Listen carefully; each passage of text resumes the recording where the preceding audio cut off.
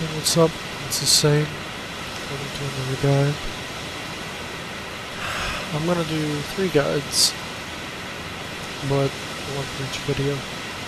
So this is a jointed animation.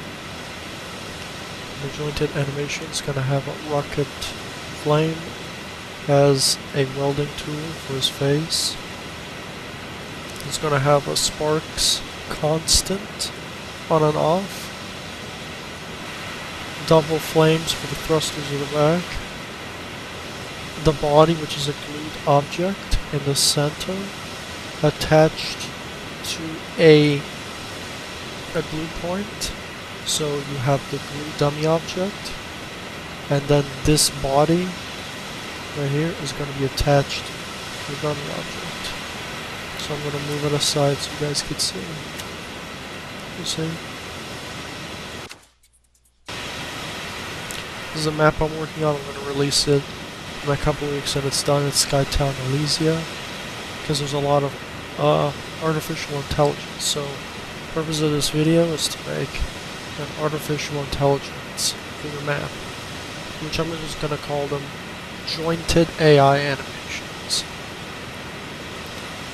And you just need a joint. You just pretty much need following OPEs and coordination patterns, and that's it, and orientation patterns. So that was our first orientation pattern up there. Our second one is going to be a glued event. Make sure you select 2 dummy objects, left and right for the arms, and glue them to your main body. Then what you gotta do is you wanna make your joint. So your glue up there attached to a so you want to make a glued object, and at the bottom is going to be a dummy object. And it's the same thing here, to here, and to here. You can't see it because they're kind of fused together. And then once you have everything together, you have all these little machines working by themselves.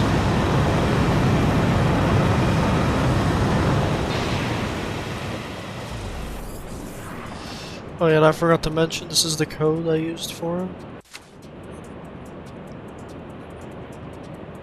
Trials code, you could say. I used an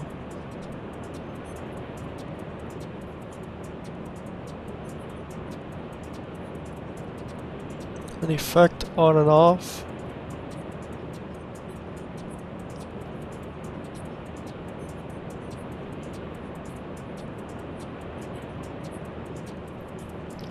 I used a bunch, and these are all the joints I used.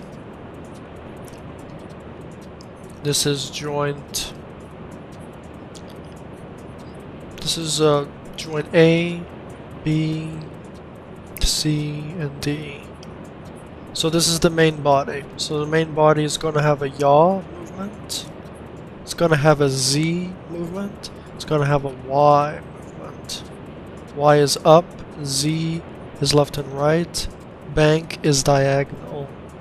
These are going to be all diagonal movements of pitch for the arms to fold and rotate simultaneously on command. Make sure you have looping invert stats. This is an advanced tutorial, so I'm not going to go in depth to show you all the. You should know this by now if you're watching this.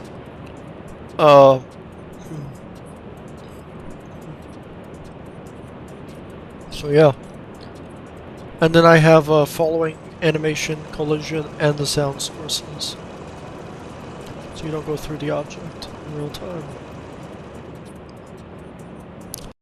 I did the same thing for this, but this is for the lower route. This is for the higher route. And then when you do it, you guys can group it all together and save it as one object. So can you imagine an animated object grouped together with code? You can pretty much place it, rearrange it, whatever you want. And that's what favorites are. It's kind of like saving your own assets and distributing them to the previous generated maps. Okay? Once you do that, then you can make any type of AI with jointed animations. Like this blimp over here, for instance. It's the same functionality, except there's a thing that moves there. Also the starship, it's the same thing, it comes down as it moves, because there's two joints on each side. We're gonna play those again. It's carrying a cargo, the cargo moves as it's moving through the air. It's pushing the thing forward, and it's doing a 360-degree stop and rotate. And it's gonna spawn and despawn at a certain position and start back again. So in order to do the spawn and despawn position, this is glued. So you have to go to your position, I think it's position Y, no? Has to be this one.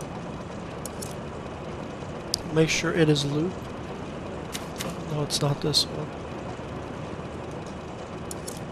It's definitely not that one. Yeah, so make sure it's reset when disabled and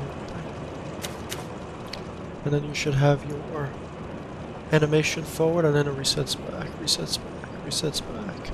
If you want invert second half, you could do that, but then you wanted to turn it around so you have a 180-degree rotation. But you want the 183 rotation to happen at a loop at every instant. So you have to add and multiply the both instances of time. So you guys gotta know how to do math in time frames. So if you guys, and this is really simple math, it's all literally about negatives and positives and subtraction and addition, right? It's simple stuff. But it has to be time based. Remember, at the end of 60 seconds is 1 minute. And the end of 60 minutes is 1 hour. You know what I'm saying? And it's gonna tell you. It's gonna tell you the seed value, but you wanna make sure you look at the time value. You know what I mean?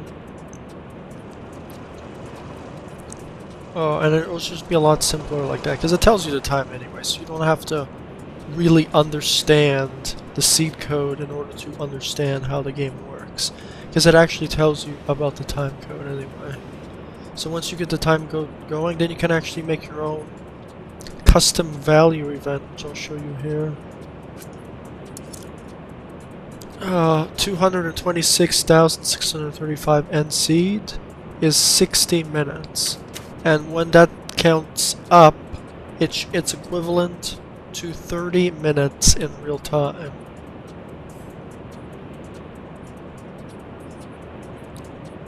So, same with the time events here, but I'll save this for another video. Or it's a time-based event, all working at the same time. It's literally about generic filters and values all working together at one time, achieving one specific purpose. So what you want to do is you got to get good at jointed animations and time frame animations for looping, right? And then once you get good at that, then you can actually program the set amount of intervals into one specific animation. As this animation goes left and right, I know the coordination and the position of each object. So I would know, like, I would know everything ahead of time because I'm programming everything ahead of time. I know what's going to happen. It's like programming an event, predicting the future with a set of a chain of events to happen. That's what video game design is. You get to program, and it's not physics-based. In real life, it's physics-based. And here, it's animation. It's like me saying, hey, I want to grab my cup, so my brain is sending a signal through my body to grab my cup, and then I'm going to go grab that cup. It's happening instant and at the speed of light. It's the same thing with this editor. All these arrows are signals. Visual representations of signals that are happening. The blue dotted arrows are just signals passing impulses, impulses waiting to be sent. It's just giving you a visual representation to see where it's going. That's not actually the flow constant stream. It's just giving you a visual representation. Same with the green dotted arrows. It's giving you a visual representation of something that's OPE'd, giving you that there's something OPE'd. Obviously, you could hide the connectors to make it easier to see, because at my skill level of 3D designs, it gets pretty complicated, but I want to know where my code is at all times. So just in case there's an error, I could really distinguish what I'm trying to search for. What am I trying to fix? Because I gotta know where the error is, because when you're doing coding and scripting and stuff, one small little mistake, that's the end. Everything's gotta be exact. Because it's a mechanism. I'm making mechanisms work. It's engineering in a video game design world. Not exactly real engineering. Okay? Because that's harder, because it's real. This is in a digital world, so it's not actually real, so it's easier.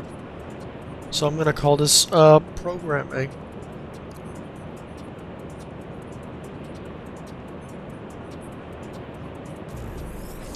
But this is my jointed animation video. I hope you guys liked it. I hope that was very explanatory. And then I'll see you for my next two tutorials. Alright? Saying the legend, I'm out.